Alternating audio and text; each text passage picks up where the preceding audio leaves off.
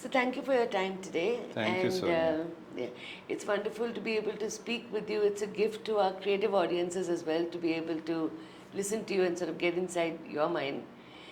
Um, my first sort of line of thought here would be that, creative people mostly, they dream of being recognized or finding a patron, somebody who understands them, gets their talent, gets their passion, and gives them a platform.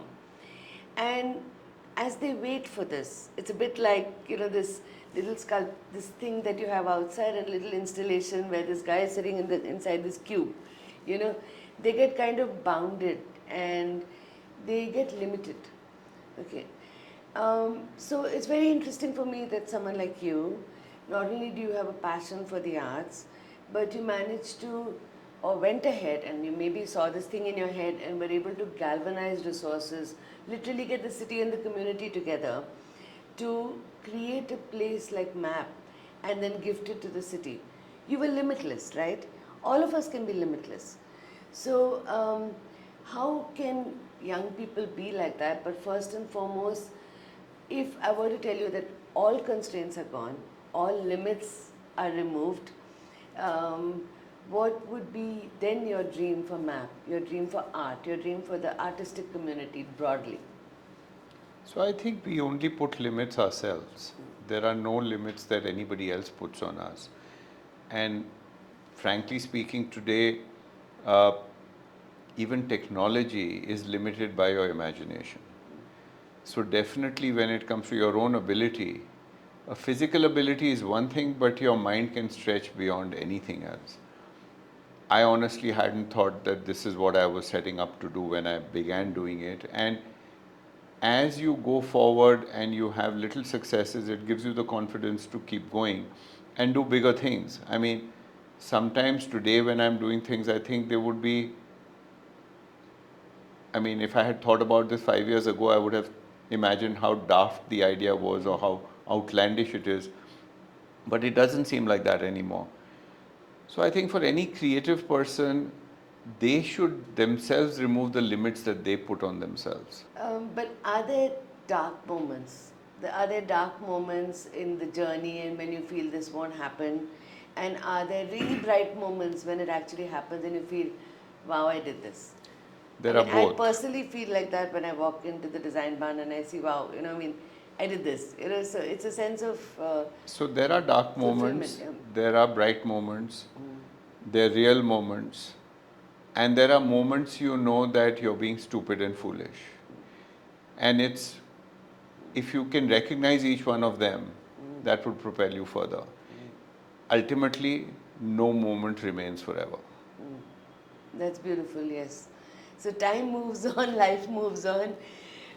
What was your trigger though for creating something like MAP in a time when, the light on sort of originality and original art is sort of fading with all of this AI, etc., etc. What was your trigger to go ahead and say, we need to put this out there? What was the inflection point? So I think, Sonia, the main thing was this is what I missed while growing up. Right, perfect, yeah. And in India, of course, some of the best exhibitions on Indian art that I saw were in museums overseas. Right. And that's okay to have that in the 80s and the early 90s. But in the 2020s, I mean, come on. That makes no sense. Yeah. Why should anybody have to travel somewhere else, and why can't the best be available here when it is here? It's not that we don't have great art. All our museums have amazing things. It's just that the way they tell their stories is not so exciting, and they can learn a lot. And there's no point being the best in Bangalore or Karnataka in India. I mean, today, unless you're going to be really amongst the best there is, what's the point of being anything? And that's what we've tried to do over here. It's small, it's what we could afford to do, but in that we will do the maximum we can. But were there triggers? For instance, I know when I was seeing a book on the Northeast and the arts and the tribal gear and wear and all of that, I saw that there were pictures of the people who came and visited along with the tribals, but a lot of the pieces were actually shot in the studio. So they were not shot in the Northeast. And and this was at a time when I was visiting the Northeast for a project, and they said that, oh, we don't have any artifacts left because the people who came to study or the missionaries Took it they all took away. it all away. Or when I went to the Victoria and Albert Museum, and I felt angry. I felt angry that we don't have something like this, that it's gone from us, that we have not created something like this. So were there triggers for you like that? What makes you want to do So this? I Why can't think you just keep the art and enjoy it? so I think the triggers for me were quite the reverse of the triggers that you felt as to being angry. In this case, it was here is somebody else who's doing a great job with the way they're showcasing it. Why should we be able to do the same thing? Why should somebody else tell our story? And I was actually grateful because they've opened our eyes to what is possible. And we have so much of it still in the country, but we are doing so little with it. So I think that becomes a message for the creative community and for people like me that there's no point in being angry. You need to maybe have a higher order purpose. When See, you you should be angry if it helps you. Be whatever if it's going to get you closer to what you want to do. If it's going to get you further away, then why be that at all?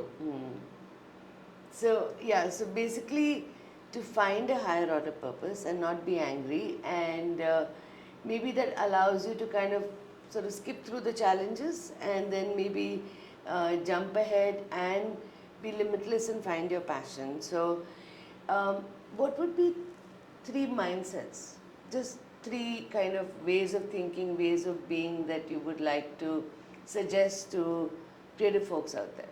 So I think very often the limitation is not what you want to do, but the resources and the means to do it. And I think that has become a big stumbling block for not just the creative people, but for many people who want to do stuff.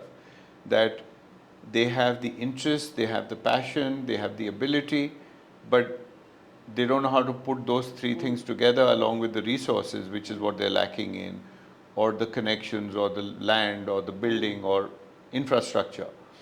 And now that is a matter of how you can motivate other people to support that. And if the means are not there, many of these dreams don't get realized. But the mindset should be okay, within my means, what is the best that I can do?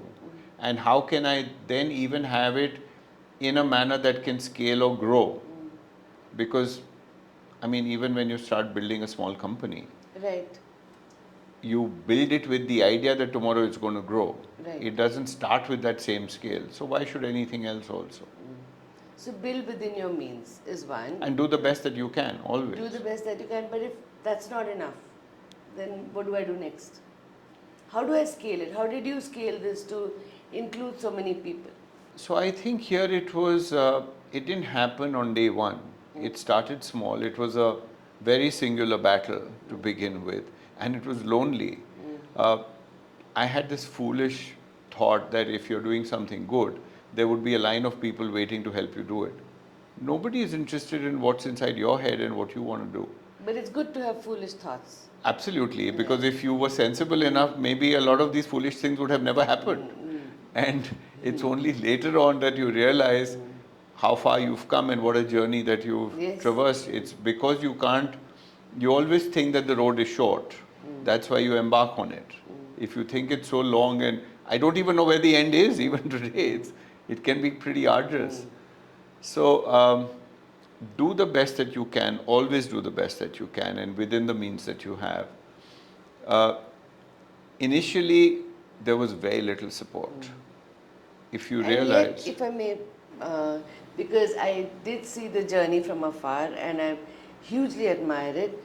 Um, uh, Not only did you think about the best space, the best of art, but the best of talent. Because I met some of the people who were working on the project, and you really had the best of talent working on it. There was no jugaad here. but how do you do the best without the best? Correct. You can never, I mean, if your ingredients to cook a dish are not good enough, how would the end result be the best dish in the world? Right. I mean, if you're using stale leftover cutaway is, how is it going to taste good?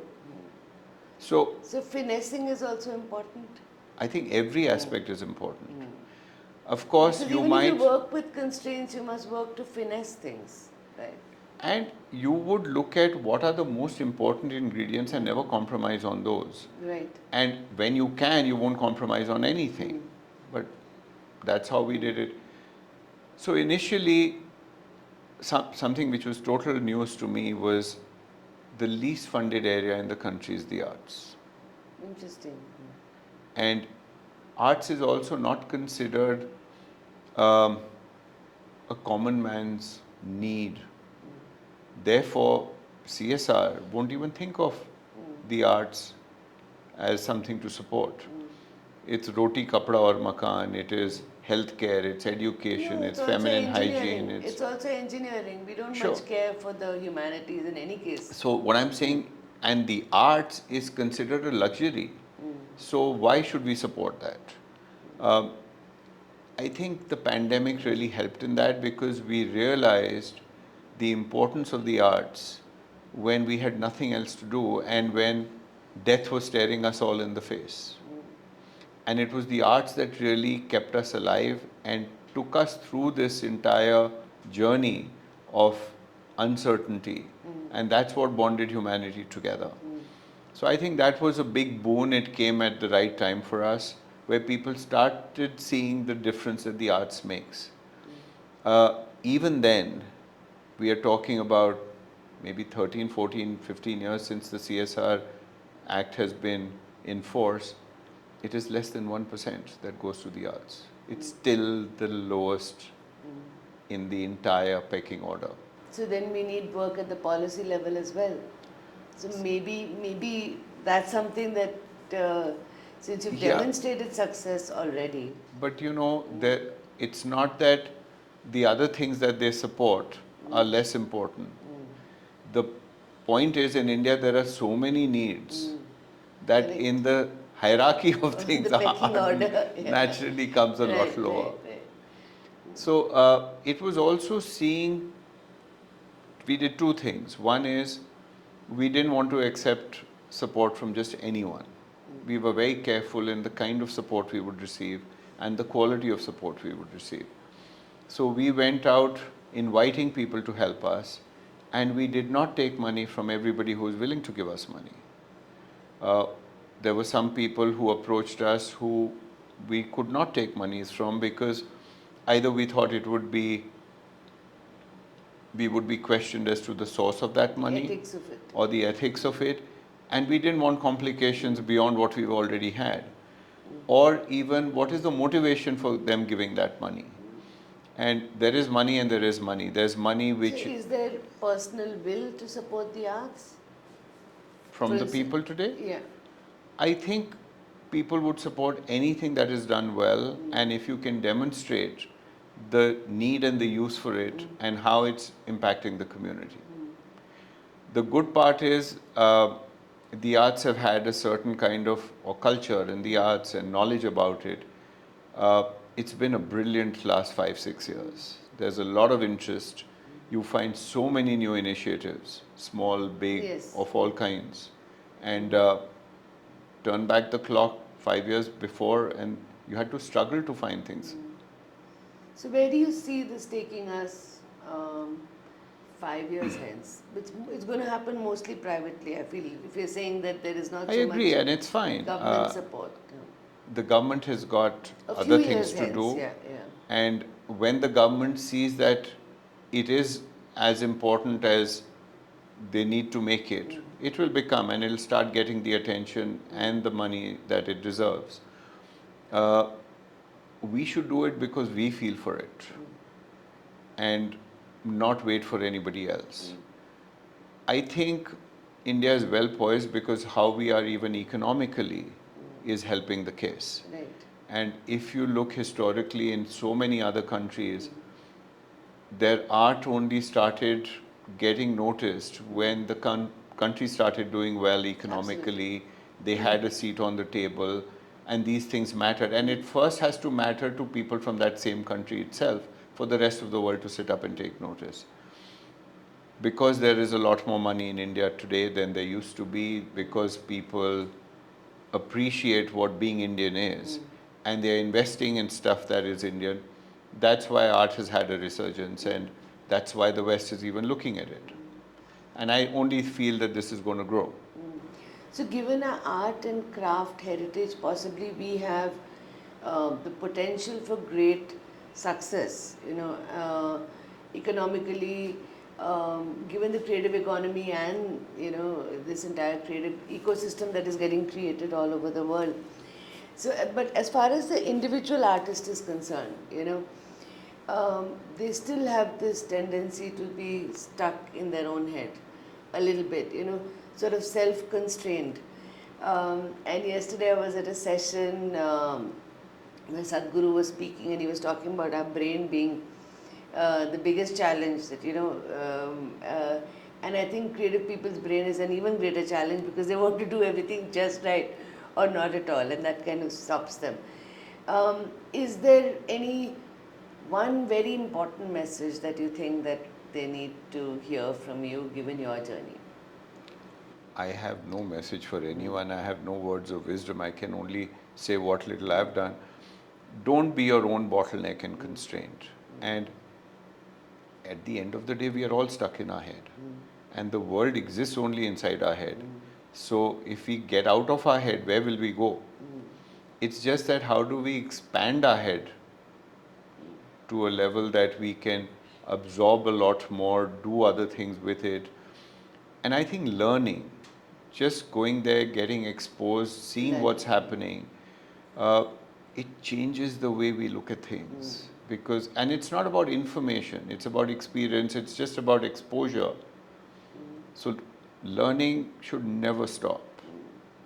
That's interesting because even when we look at the design process and what we do for anything we do, is the first thing is about immersion. I mean, we also believe that in design that unless there is an immersion and a dissolution, you're not going to come out with a solution. True. So you need to dissolve first to be able to do that. And I think maybe that's a good message for people who are stuck in their own head to actually get out there, get that exposure. Formal, informal, any kind of learning. One thing I have realized or I have noticed is we sometimes hesitate to approach somebody or ask for help. That what would they think of us and how can we ask, and we are uncomfortable doing that. I don't think there has been a single instance I can say where I've asked for help and I have not got it. And I've gone out to people who I thought were unapproachable, I thought I won't even be able to reach, or just if you go saying, listen, I need help, I'm stuck, can I learn from you? Nobody would say no. So to get out of not just your head, but get out of your house and get out Wherever of you are, your space and get out there and get it done. Whoever you admire, whoever you respect, whoever you think you can learn from, just go there and tell them you want to be with them and learn from them. So I'm going to ask you a few questions that young people out there are asking. One would be just around the process, because everybody has a process, and process is so important in the creative space, because process determines the outcome. Like you said, choosing the right ingredients decide what the dish is like, So what was your process broadly overall if you were to just map it for map? I think surround yourself first with people who are passionate and smarter than you.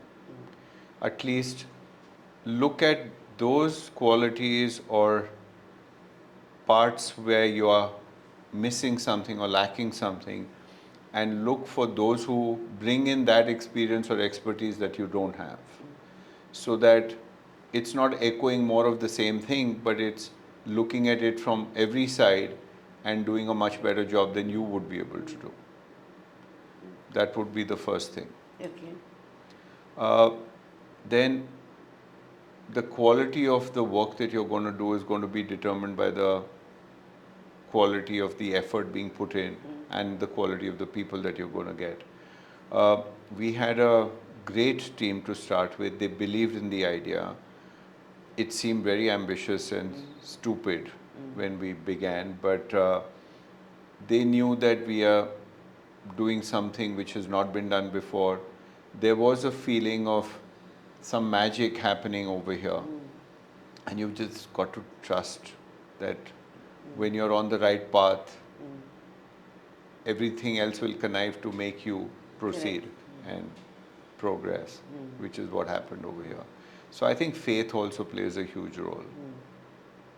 So faith in the team, faith beyond the individual I and think the team that just you create. faith. It's faith in, if you've got the ingredients right and then it doesn't come out right, then you've done what you can. Yeah. But just having that faith that even if it doesn't land right in how you're planning to do it the first time, there are ways to correct that and move forward. I completely agree with you on that, and I personally also believe in the whole idea of manifestation is nothing but effort. You just make the effort in the right direction with the right people, and the rest does happen.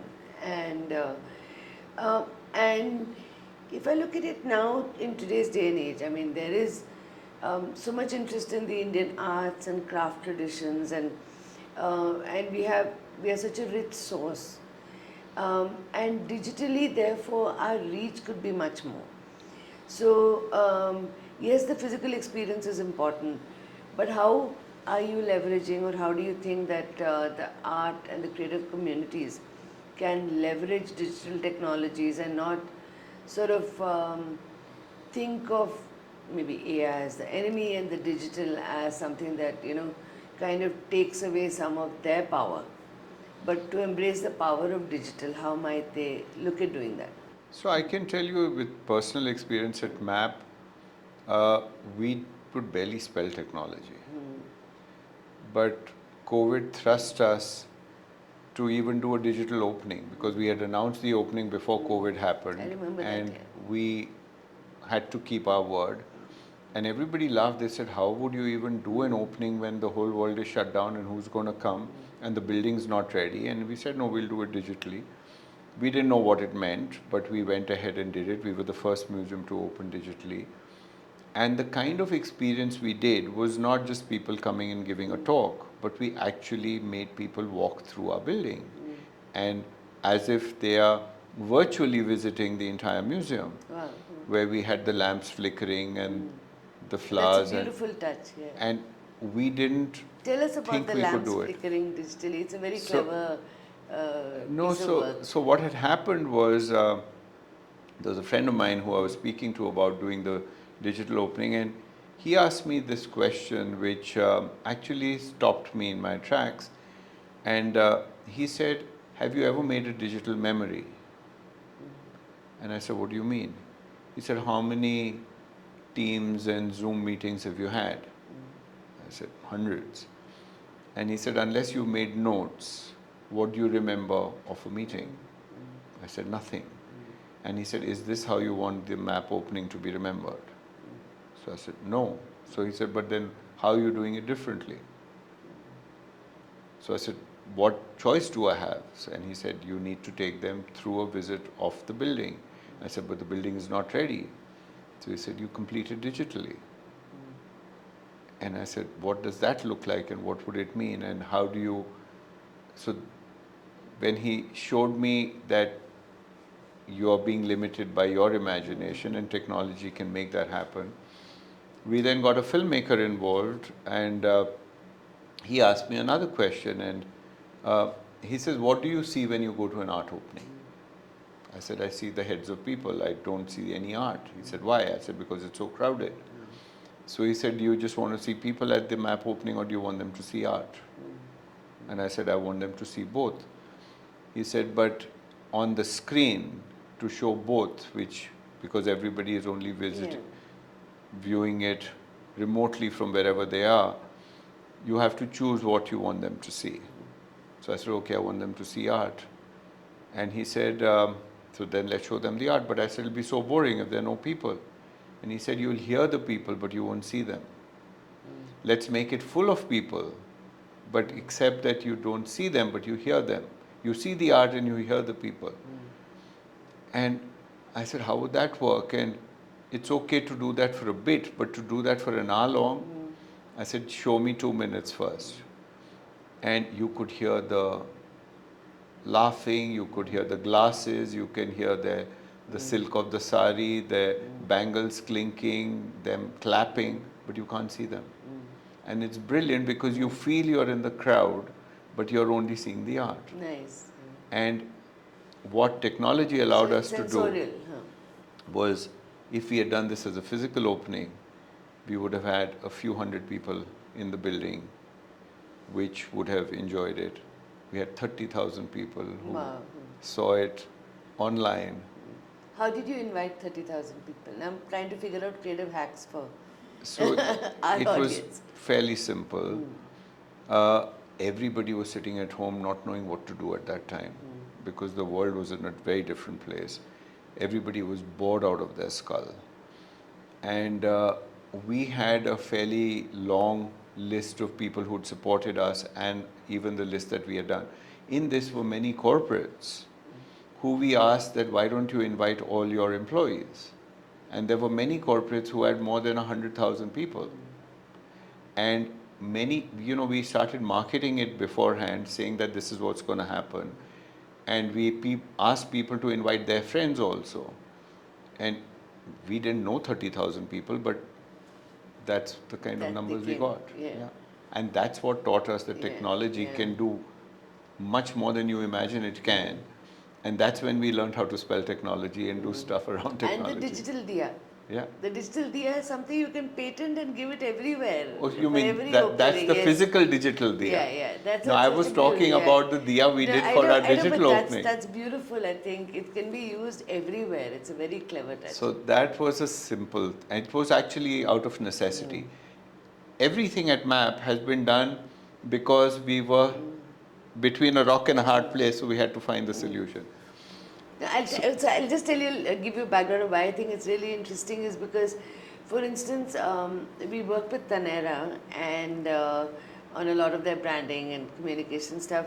And one of the things they do very beautifully is that every morning the store opens with whoever's the first customer lighting the lamp. And so those rituals are so beautiful and so embedded in our culture. Imagine if we could do this for every digital opening or every digital event, but we don't do it enough, or physically also do it where it's not just the first customer, but the many people who come through the day can all light a lamp. So let me tell you the story of how we did it here.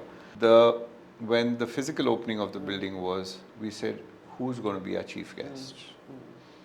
And is it going to be a VVIP? Is it going to be a minister? Is it going to be one of our patrons? Is it going to be an artist? Is it going to be a handicapped child? Who would be our chief guest? And this was a question I couldn't answer because everybody is important and whoever's coming has been invited for the opening. But who do you give the respect and the honor of lighting the lamp? And we said, okay, if we have close to 100 patrons, do we decipher from within them who should be the right one, or do we allow each one to do it? And I said, no, but we are calling 1,000 people, and all our 1,000 people are our chief guests. Whether they are school kids, whether they're the handicapped, whether they are ministers, whether they are Hollywood or Bollywood royalty, or whoever they are, they should all have the honor of lighting the lamp. Now, we could have had 100 lamps with 5 lamps each, but I didn't want to risk burning down the building on the opening, so we had to find a cleverer way of doing it. There was this amazing collection of lamps that was gifted to us by somebody, which we had used for our digital opening, and we didn't have a physical space to show them. So we sent a team to Guruvayur, because I remember having gone there where all the lamps would be lit, and we said, let's replicate this, but replicate it digitally and in a way that you can choose which lamp you want to light. And as a touch to show who's lit it, we would have your name come under that. And then we even discovered that that would be a great way of not only making you feel like the chief guest, but collecting your information so we can keep in touch with you. And that's what we did. And it's been 2.5 years now. Every time we think of taking it down, they said don't, because every day people get wowed with that. So And yes, it's been used in at least 50 other places after that because people have liked it so much. They've said, can we borrow it right from the government That's what to, I'm saying. yeah. So, the government that does not invest as much as it should in art, or the corporate who doesn't care as much as it should for art, uh, but does care about our own culture and our rituals. So, when you bring together art and you bring together the digital and you dive deep into our own culture, there are so many opportunities to create, and that's what art shows you, right? That there is just so much opportunity to create. So, segueing from that, um, how might we make our city, and this could be for any city because typically our viewers join us from across the world, and I've recently been spending a lot of time in Valencia, which calls itself the city of arts and sciences, and there's a beautiful private museum there as well. And it's slowly becoming a city which is about the arts, the sciences, and culture, and music, and all of that. So, how might we make our city, Bengaluru, a sort of hub for not just technology and the youth, but since we have so many young people here, how might we be a cultural capital? See, And also, how might the young creators of the city, the artists, the designers, and people like that, musicians, how can they contribute to this? I recently met one musician friend who is building a cafe. So he wants to create this beautiful third space where people can actually come and interact. So he's also not saying, again, not waiting for a patron, but actually, trying to do something. So what are the kinds of things that they can do? And how can that contribute and vice versa? so I think Bangalore has the right ingredients. We are known as the science city in any case, and the technology city, and the young city. Art was a piece that was missing, but hope and music to some extent. But you've got the IME here, you've got now MAP here, and you've got Srishti here. You've got a lot of the creative energies, and creativity is not restricted to only technology or something. If people are creative, it comes out in various different ways. Right. So I think we are at the cusp where a lot can happen. Each one needs to take the initiative and do what they are good at or what they believe in. And there are forums which is making people come together and do collaborative things. MAP's a great place for collaboration, as I'm sure many of these others are. And you've got the Bangalore Creative Circus, and so many other initiatives that have happened in the last few years that you're again restricted by what you think. But if you have a desire and you want to do it, there will be 10 people willing to collaborate with you and make this happen. So, at our end, at the Design Barn, we are trying to put out a program which has been running successfully, but we're putting it out again, and this time the ambitions are to scale it globally, which becomes a platform for creators to prototype something. So that, of course, is available to them, and we'll be telling them more about it. In what way can they collaborate at MAP? So it will all depend on what is the project that they have. But Okay. let's even take, for example, the Bangalore airport. Yeah. I mean, look at this airport. Do you call it partly a museum? Do you call it a sensorial experience? Do you call it a garden? Do you call it all of the above?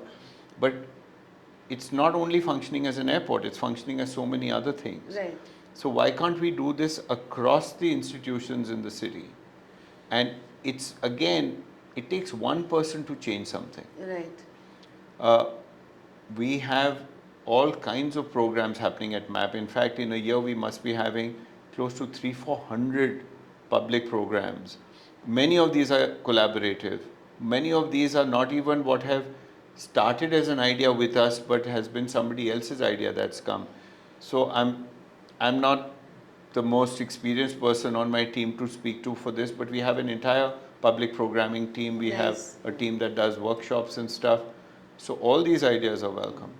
So the public creativity space we have to collectively enrich. Is what you're saying. Absolutely. Yeah. And there's so much, I mean, there should be so much more than we are doing, and no dream should not be realized. Fabulous. Thank you. That's a good note to end on, that no dream should not be realized.